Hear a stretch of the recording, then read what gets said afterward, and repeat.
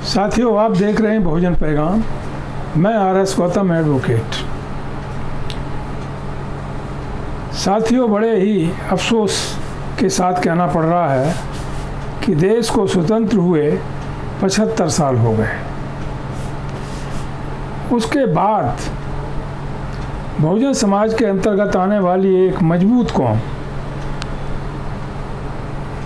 यादव समाज, और वो भी उत्तर प्रदेश में जनपद इटावा, जहाँ पर पूरा यूपी का इटावा और मैनपुरी यादवों का गढ़ माना जाता है। यहीं पर नेताजी मुलायम सिंह यादव ने अपना राजनीतिक करियर का प्रारंभ किया था, और आज उसी क्षेत्र से एक ही परिवार के 5 यादव सांसद हैं। कितने अफसोस की बात है कि आज उसी ज़िले में एक ऐसी घटना हो गई जिस पर विश्वास कर पाना बड़ा मुश्किल हो रहा है, लेकिन हकीकत है, उसे छिपाया नहीं जा सकता। इससे साबित हो गया कि आप किसी भी क्षेत्र में कितने बड़े विद्वान हो जाएं, कितना पढ़ लिख लें, कुछ भी हो जाएं, लेकिन आपका स्टेटस, आपकी प्रतिभा का आंकलन आपकी जात से माना जाएगा कि आपकी जाति क्या है। इसलिए जात के सामने ऐसा लगने लगा है कि कितनी भी डिग्रियां आप ले लें, कितने बड़े समाज सेवी बन जाएं, कितने बड़े राजनेता बन जाएं, कुछ भी बन जाएं, फिर भी आपकी गणना जाति के आधार पर की जाएगी। साथियों, आज से करीब लगभग 1 साल पहले एक घटना और हुई थी। एक व्यक्ति पुलिस की नौकरी छोड़ करके एटा का रहने वाला, यही कथावाचक का काम करने लगा। जाटा बरादरी का है। उसका नाम रख लिया उसने विश्व से भारी, और इस नाम से जगह जगह कथाएं करना शुरू कर दिया। पिछली वर्ष 123 लोग उसके जाने के बाद भगदड़ में मारे गए। कुछ भी नहीं हुआ। वो व्यक्ति जहाँ जाता था वहाँ पर हजारों लाखों की भीड़ होती थी। हर वर्ग के लोग आते थे, वैश्य भी, ब्राह्मण भी, क्षत्रिय भी, SC ST OBC के लोग भी। वो व्यक्ति आसन लगा करके, सूट बूट पहन करके, टाई लगा करके, हीरो बन के अपनी पत्नी के साथ सिंहासन पर बैठता था। बाकी सारे लोगों की व्यवस्था नीचे हुआ करती थी। किसी को कोई ऐतराज नहीं हुआ, ऐसी घटना नहीं हुई, और उसका कार्यक्रम लगातार बढ़ता रहा। कितना पैसा कमाया होगा उसके बारे में हम कुछ नहीं कह सकते,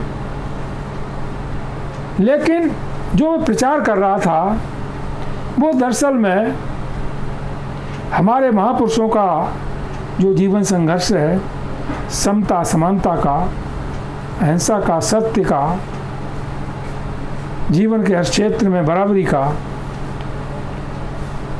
उससे हटकर वो एक मनुवादी व्यवस्था के तहत काम कर रहा था। इसलिए उन लोगों को उससे कोई परहेज नहीं था। सम्मान भी करते थे, मान भी करते थे, और मन चाहा पैसा भी देते थे। इस तरह कोई घटना नहीं हुई।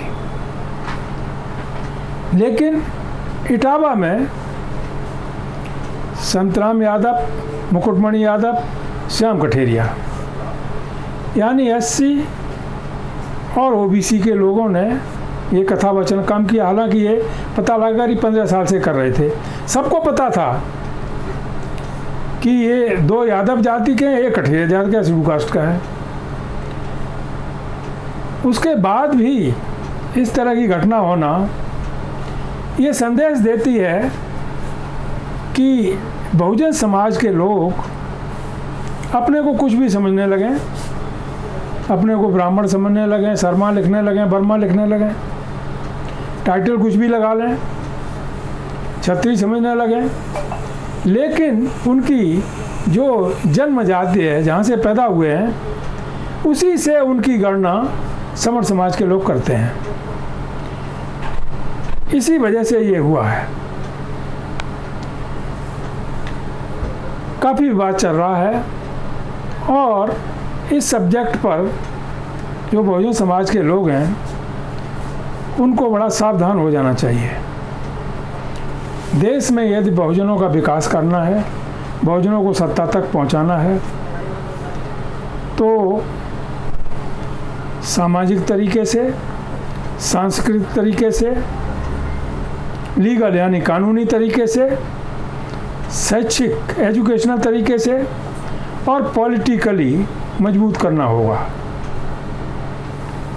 साथियों, पूरे बहुजन समाज का देश में करीब 90% वोट है, फिर भी उनकी सरकार नहीं बन पाती। क्यों? क्योंकि जो ब्राह्मणी व्यवस्था है, वर्णवादी मनवादी व्यवस्था है, जातिवादी व्यवस्था है, उन्होंने इतने टुकड़ों में इस समाज को बांट दिया है, जिसकी वजह से वो आपस में ही लड़ता रहता है, एकजुट नहीं हो पाता। इसके लिए खुले मन से, खुले दिल से सबको एक प्लेटफॉर्म पर आना होगा। जहाँ पर एट्रोसिटीज़ होती हैं उसके लिए एक लीगल फील्ड होना चाहिए, जो कि हम खुद तैयार कर रहे हैं, जिसका नाम रखा गया, पिछले वीडियो में मैंने बताया था, बैटल फॉर इक्वल जस्टिस। समान न्याय पाने के लिए बहुत बड़ा एक संघर्ष, जो लोक जन अदालत के माध्यम से आगामी 13 जुलाई से दिल्ली में प्रारंभ होने जा रहा है। पूरे देश के लोगों को न्याय मिलेगा। न्याय मिलेगा ही नहीं, बल्कि न्याय दिलाने की कोशिश भी की जाएगी। उसके लिए देश के रिटायर्ड जजेज हैं, एडवोकेट्स हैं, पूरी तरह से भाग लेंगे और जो बुद्धिजीवी लोग हैं वो भी उसमें जुड़ेंगे। देश के लोगों को एक ऐसा ताकत मिलेगी, ऐसा एक सहारा मिलेगा, जिसकी वजह से वो कहीं भी कोई एट्रोसिटी किसी भाई पर होती है तो उसको किसी भी कीमत पर न्याय दिलाने की कोशिश की जाएगी। सामाजिक तरीके से गांव-गांव, घर-घर जाकर के, हर जगह जाकर के लोगों को जगाना, जागरूक करना। मुझे गर्व है कि कल मायावती जी ने भी एक स्टेटमेंट दिया है कि बहुजन समाज के लोगों को अब सबको कथावाचक बन जाना चाहिए, मैक्सिमम कथावाचक बन जाना चाहिए, जिसकी बहुत ज़रूरत भी है। क्योंकि पहले, आज से करीब 50 साल पहले, आपने देखा कि बहुत सारे कबीरपंथी लोग थे, बाबा थे, साधु संत थे, गांव-गांव में जाते थे, भजन करते थे, वो सब बंद हो गया। जब से मोबाइल हर व्यक्ति के हाथ में आया हुआ है, तब से वो व्यवस्था सब बंद हो गई। लेकिन ये मोबाइल तो ब्राह्मणों के हाथ में भी है, उनके लड़कों के हाथ में भी है, लेकिन उन्होंने अपनी इस व्यवस्था को बंद नहीं किया। वो अब भी कथा कह रहे हैं, जाते हैं, कथावाचक बनते हैं, करोड़ों अरबों खरबों रुपया कमाते हैं। कौन पैसा देता है? हमारे समाज के लोग देते हैं। ज़्यादातर ओबीसी देते हैं, थोड़ा कम ज़्यादा एससी भी देते हैं। उससे वो विदेशों में यात्रा करते हैं, हेलीकॉप्टर में घूमते हैं, 1-1 करोड़ 10-10 करोड़ की गाड़ियों में घूमते हैं। उन्होंने मोबाइल को प्रेफरेंस कम दी और अपनी व्यवस्था को प्रेफरेंस ज़्यादा दी। अपने महापुरुषों को उन्होंने भगवान बना दिया, अपने महापुरुषों को देवी देवता बना दिया, और आप भी उन्हीं के पीछे पड़े हुए हैं। ये बात गलत है। आपके महापुरुष किसी से कम नहीं है, वो वास्तविक हैं, वो काल्पनिक हैं। तो हमको बुद्ध से लेकर के अब तक जो भी इन वर्गों के लिए काम किए हैं, जीवन संघर्ष उन्होंने अपने को अर्पण कर दिया, उनके संबंध में सांस्कृतिक कार्यक्रम बना करके लोगों के बीच में जाना चाहिए, चाहे नाटक के रूप में, चाहे छोटी छोटी फिल्म बना करके। इस तरह से जैसी व्यवस्था होती जाए उस तरीके से, तो जो नाटक के रूप में यानी सांस्कृतिक तरीके से जो हम मंचन करेंगे पूरे देश के अंदर विभिन्न क्षेत्रों में जाकर के, विभिन्न हिस्सों में जाकर के उसका असर कहीं ज़्यादा पड़ेगा और समाज जागरूक ज़्यादा होगा। साथियों, इस संबंध में हमने काफ़ी मेहनत करके पिछले 2-3 सालों में 3 सीरियल बनाने के लिए स्क्रिप्ट तैयार की है, जिसमें बहुत टाइम लगा, दिमाग भी लगाना पड़ा। सबसे पहले सम्राट अशोक, उसके बाद आम्रपाली, उसके बाद अंगुलीमाल। अंगुलीमाल को लोग डाकू समझते हैं, लेकिन जब उसको कथानक के रूप में, नाटक के रूप में या फिल्म के रूप में देखेंगे तो महसूस करेंगे कि वास्तव में वो सत्य और अहिंसा का पुजारी था। परिस्थितियों बस उसे डाकू के रूप में अंगुलीमाल बनना पड़ा, लेकिन बाद में वो बुद्ध की शरण में जाकर अनंत काल के लिए अमर हो गया। साथियों, इसी तरह से बहुत सारी चीज़ें हैं जो कि सांस्कृतिक कार्यक्रम के माध्यम से लोगों को दिखाने की ज़रूरत है। आज हमारे राजनेता जाते हैं, भाषण देते हैं, मंच लगाते हैं, चले जाते हैं, उनमें भीड़ जरूर होती है, लेकिन बच्चे नहीं होते हैं, लेडीज नहीं होती। जब आप सांस्कृतिक कार्यक्रम करेंगे, कोई मंचन करेंगे, नाटक करेंगे, तो उसमें बच्चे भी देखने के लिए आएंगे, लेडीज भी आएंगी, तो शायद कहीं ज़्यादा अवेयरनेस हम अपने समाज में पैदा कर पाएंगे बजाय भाषण देने के। हालांकि भाषण भी ज़रूरी है, हम उनको रिजेक्ट नहीं करते, ना उनकी आलोचना करते हैं, उनकी वजह से बहुत बड़ी क्रांति आई हुई है। तो सांस्कृतिक तरीके से भी आगामी 13 तारीख को हम उस पर चर्चा करेंगे। जितने भी लोग आएंगे इस प्रोग्राम में, तो उनके सामने ये रखा जाएगा। तो उसके लिए हम तो जो काम कर सकते हैं वो कर ही रहे हैं, लेकिन सारा काम तो हम नहीं कर सकते। एक सब्जेक्ट पर, सम्राट अशोक पर ही मान लीजिए एक मंचन होता है, नाटक होता है, उसके लिए तरह तरह के उस कैटेगरी के, उस एज के कलाकार चाहिए, लड़के भी चाहिए, लड़कियां भी चाहिए, उस एज के और भी लोग चाहिए, उनकी ज़रूरत होगी। ये भी इस विषय पर 13 तारीख को डिस्कस किया जाएगा। जो लड़के हैं, लड़कियां हैं, स्टूडेंट्स हैं, जो कुछ भी हैं और इस दिशा में काम करना चाहते हैं, इच्छुक हैं, तो उनको एक मौका मिलेगा, उनका स्वागत होगा। और मौका ही नहीं मिलेगा बल्कि देश में उनकी ख्याति भी होगी, और जो वो चाहते हैं वो भी उनको आगे चल कर के मिल सकेगा। तो इसलिए हमारे लोगों को शेमफुल नहीं होना चाहिए, यानी शर्म नहीं करना चाहिए, उनको निडर निर्भीक होकर के फील्ड में आना चाहिए। तभी हम जा कर के उनकी प्रतिभा अंदर जो छिपी हुई है उसको निखार पाएंगे और उनको उस काबिल बना पाएंगे, जो उस मुकाम पर पहुंचा पाएंगे जिस पर पहुंचाने की ज़रूरत है। साथियों, आप देख रहे हैं फिल्मी जगत, कितने हैं आप लोग हैं, कितने SC के हैं, कितने ST, कितने OBC के हैं। इसी तरह क्रिकेट वगैरह जो प्ले होते हैं, जो ना और भी चीज़ें होती हैं, उसमें कहाँ पर आप कहीं पर भी नहीं, कहीं 1-2 हो सकता है। हर क्षेत्र में आगे बढ़ने की ज़रूरत है और आगे आने वाली जनरेशन को उससे प्रोत्साहन देने की ज़रूरत है। एजुकेशनल तरीके से हमको, जहाँ पर भी हमने स्कूल कॉलेज वगैरह खोले हुए हैं, तो वो तो पढ़ाई उस तरीके से होती है, लेकिन वास्तविक एजुकेशन क्या है, जो बाबा साहब डॉक्टर अम्बेडकर ने एजुकेशन की परिभाषा दी है, वो स्कूल या कॉलेज में पढ़ाई नहीं होती। क्या है, मैं बता रहा हूँ आपको। कोई व्यक्ति चाहे स्कूली शिक्षा पढ़ा हो, ना पढ़ा हो, या किसी के पास बहुत सारी यूनिवर्सिटी की डिग्रियाँ हों, but a person who has no dare to say truth is truth, wrong is wrong, right is right, wrong is wrong. जो व्यक्ति सच को सच कहने की क्षमता नहीं रखता, गलत को गलत कहने की क्षमता नहीं रखता, उस व्यक्ति को एजुकेटेड व्यक्ति यानी शिक्षित व्यक्ति नहीं माना जा सकता। ये बाबा साहब डॉक्टर अम्बेडकर की परिभाषा है शिक्षा की। तो वो शिक्षा को हम विभिन्न आयोजन करके प्रदान कर सकते हैं। इस घटना से, इटावा की घटना से क्लियर हो गया कि अब हमारा जो समाज सोया हुआ था, OBC का, SC ST का, वो जाग गया।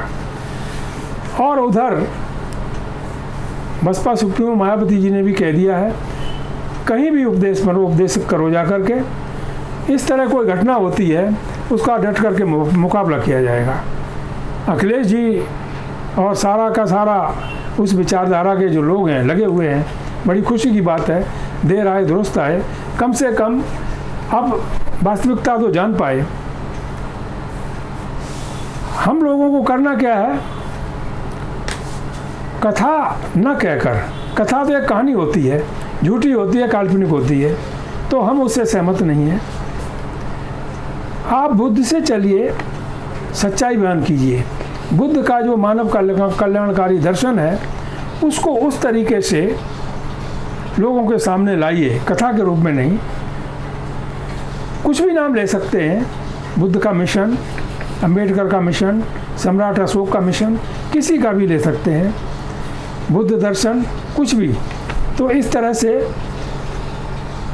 पेरियार पर, ललई सिंह यादव पर, फूले पर, साहू जी महाराज पर, संत रविदास, संत गाडगे, संत कबीर आदि महापुरुषों पर, और यही नहीं, जिन लोगों ने सत्य, अहिंसा, प्रेम, समता और मानवता के लिए काम किया है, चाहे वो भारत के नागरिक हैं, चाहे बाहर के, चाहे भारत के लीडर हैं, चाहे बाहर के, वो हमारे मार्गदर्शक हैं।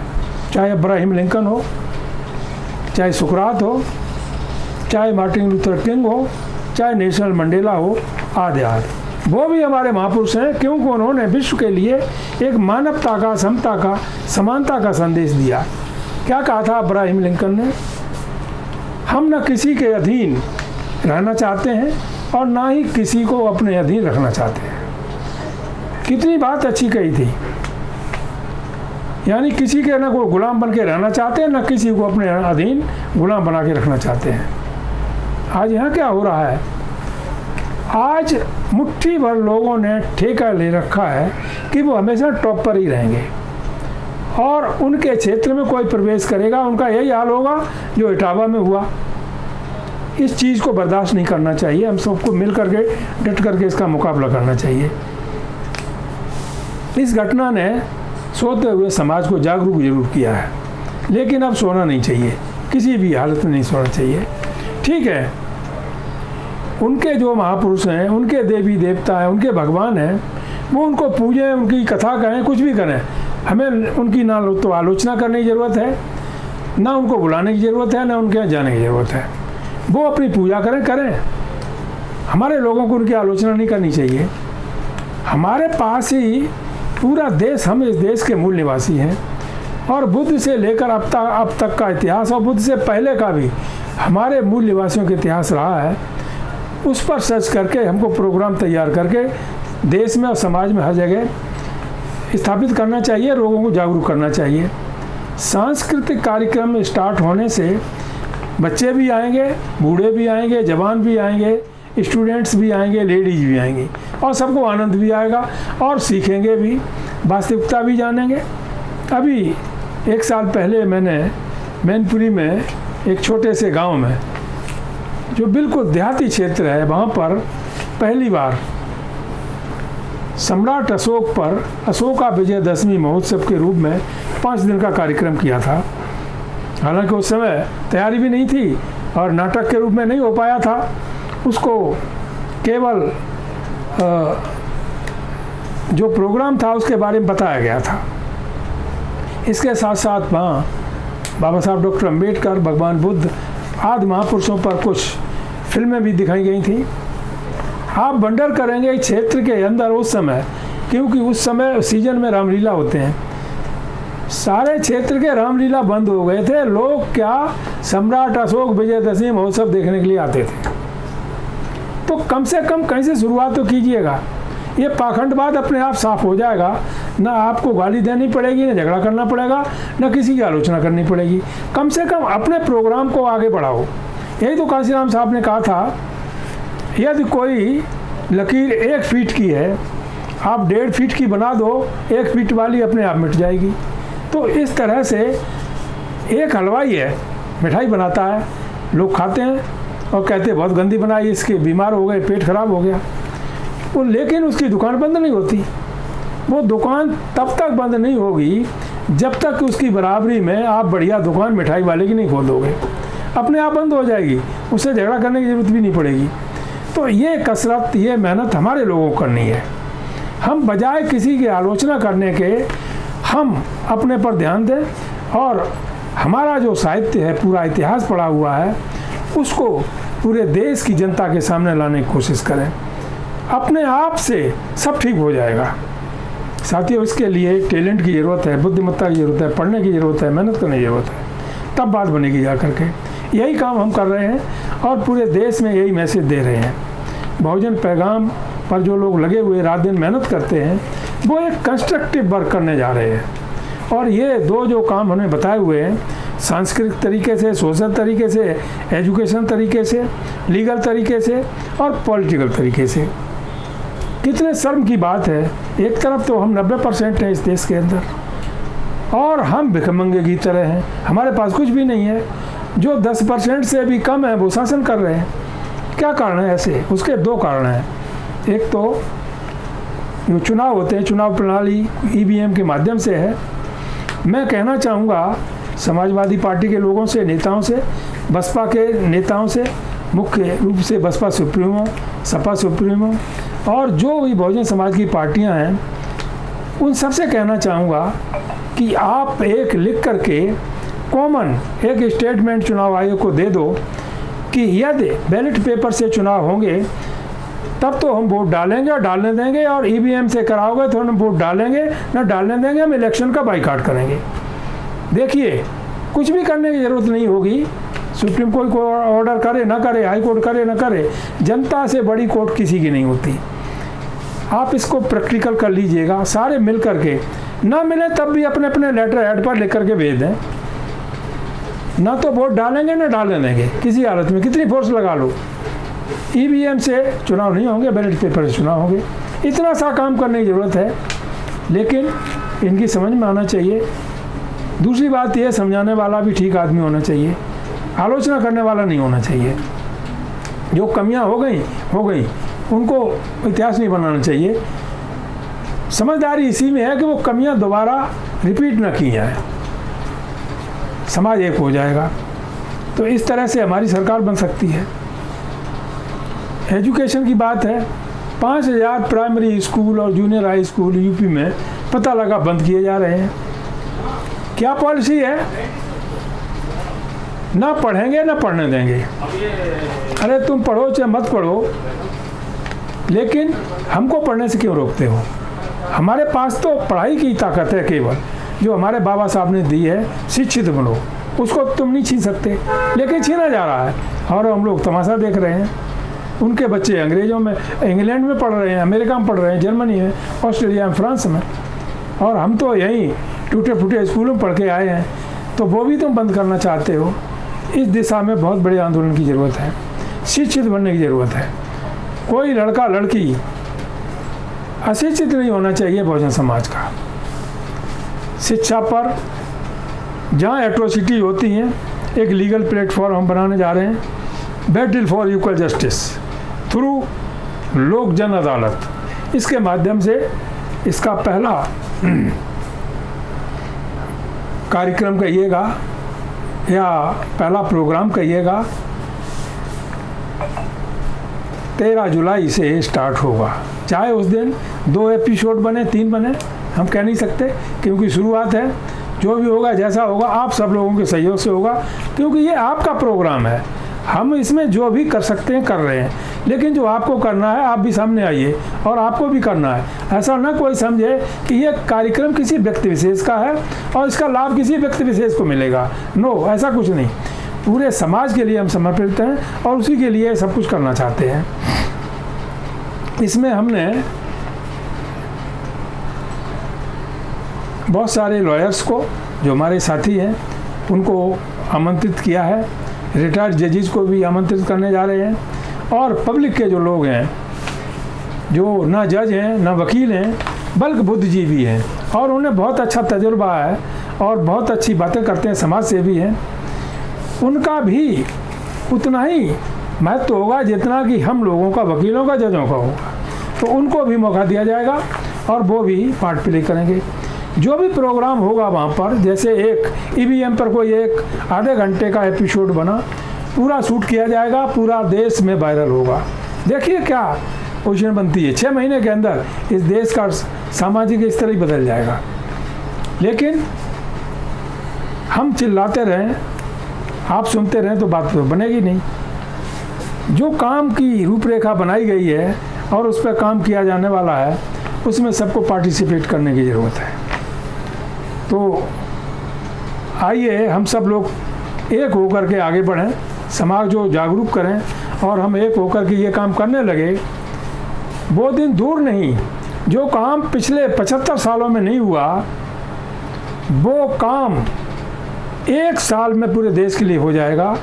एक व्यक्ति ऐसा ढूंढने से नहीं मिलेगा जो आपके समाज पर अत्याचार कर जाए, आपके किसी बच्चे पर, लेडी पे, जेंट पे कोई क्या नाम पेशाब पिला दे या पेशाब उसके ऊपर डाल दे या किसी तरह का कोई ऐसा घिनौना काम कर दे जो अमानवीय हो, शायद एक भी नहीं मिलेगा।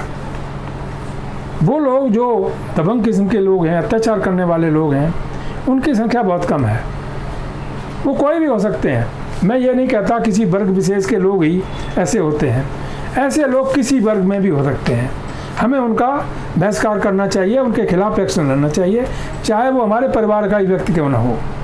तो ये बात हमको निष्पक्ष रूप से ये काम करने के लिए सामने आना पड़ेगा। जिस तरह से बाबा साहब ने तमाम दुनिया भर की यातना सहने के बाद वो बातें और वो कंडीशंस में वो पढ़े, लेकिन जब संविधान बनाने का मौका मिला, उन्होंने समता के आधार पर सबको बराबरी का स्तर दिया। बराबरी से उसी तरह से वही विचारधारा हमको फॉलो करते हुए ये कार्यक्रम सबके लिए न्यायपूर्ण तरीके से, समतापूर्ण तरीके से हमको बनाना है और चलाना है। यही बुद्ध का सिद्धांत था। बुद्ध ने समता का सिद्धांत दिया और जो बुद्ध ने सिद्धांत दिया उसी को ध्यान में रखते हुए ये आपका जो संविधान है वो बनाया गया। तो कहना का मतलब भी मेरा ये है, हम किसी की ना तो आलोचना करते हैं, ना बुराई करते हैं और खाम खाएं किसी की तारीफ भी नहीं करते हैं। मेरा कोई स्वार्थ भी नहीं है जो बिना मतलब हम किसी की तारीफ करें। हम समाज के प्रति वफादार होने की कोशिश करें। जो हमको अब तक समाज के महापुरुषों ने दिया है कुर्बानी करके, वो जो हमने उससे सीखा है वो हम समाज को देने का काम करें। इसी में हमारी भलाई होगी, समाज की भलाई होगी और यही मानवता का कार्य होगा। साथियों, कबीर साहब ने भी यही कहा है, कबीरा खड़ा बाजार में मांगे सबकी खैर, ना काई से दोस्ती ना काई से बैर। तो हमारे महापुरुषों ने जो काम किया सबके लिए बराबर किया है। कुछ पाखंडी लोग, मनुवादी लोग बीच में आ गए तो वो अपने तरीके से, क्योंकि उनकी संख्या कम है, इसकी वजह से वो अपनी बात पूरे बहुजन समाज पर थोपना चाहते हैं। वो अपने आप से अलग हो जाएगी और वो लोग कभी नहीं थोप पाएंगे। अब तक जो हो गया हो गया, लेकिन कम से कम जब हमारा आंदोलन शुरू होगा, मूवमेंट शुरू होगा, तो वो कभी भी ये जरूरत नहीं कर पाएंगे कि अपनी किसी पाखंड को, अंधविश्वास को हमारे ऊपर थोप कर अपना उल्लू सीधा कर सकें। साथियों, इसके लिए बहुत ही जागरूक होने की ज़रूरत है और हम लोग इस काम में जितने बुद्धिजीवी हैं लगे हुए हैं और लगाना भी चाहते हैं। और जो मैं कहना चाहता था मैंने कह दिया, शायद आप समझ गए होंगे। मेरा उद्देश्य यही है कि जो शोषित पीड़ित समाज है देश का, किसी वर्ग विशेष का क्यों ना हो, हमें उसे बराबरी का स्तर दिलवाना है। अन्याय होता है तो उसे न्याय दिलवाना है। यदि कोई आदमी भूख से मर रहा है तो उसको भूख मिटाने के लिए व्यवस्था करके देनी है। कोई बच्चा होने आ रहा है, पढ़ रहा है, उसके पास पैसे नहीं है, उसकी व्यवस्था होनी चाहिए, उसको मदद करनी चाहिए। ये भी सरकार के माध्यम से हमको कराने के लिए आगे आना चाहिए, तभी बात बन पाएगी। और इस काम में, ये काम जो हमने बतलाए हैं, इन काम को करने में हम लग गए और कामयाब हो गए तो वो दिन दूर नहीं कि ये देश का बहुजन समाज हमारे महापुरुषों का सपना जल्दी से जल्दी पूरा करेगा। हम भारत के मूल निवासी हैं, देश हमारा है, यहाँ शासन सत्ता हमारी होनी चाहिए और ये करने के लिए हमको सबको एक प्लेटफॉर्म पर आना पड़ेगा। साथियों, इन्हीं शब्दों के साथ मैं अपनी बात समाप्त करता हूँ और आपसे आग्रह करता हूँ कि बहुजन पैगाम ये बहुजनों का पैगाम है, बहुजनों के लिए है। ये घर घर तक, हर व्यक्ति तक जाना चाहिए, जिसकी वजह से वो उन बातों को जान सके और उन पर अमल कर सके जिनकी इस समाज को ज़रूरत है। आप इसे देखें, शेयर करें, सब्सक्राइब करें और सुझाव भी दे सकते हैं। इन्हीं शब्दों के साथ मैं अपनी बात समाप्त करता हूँ। जय भीम, जय भारत, नमो बुद्धाय।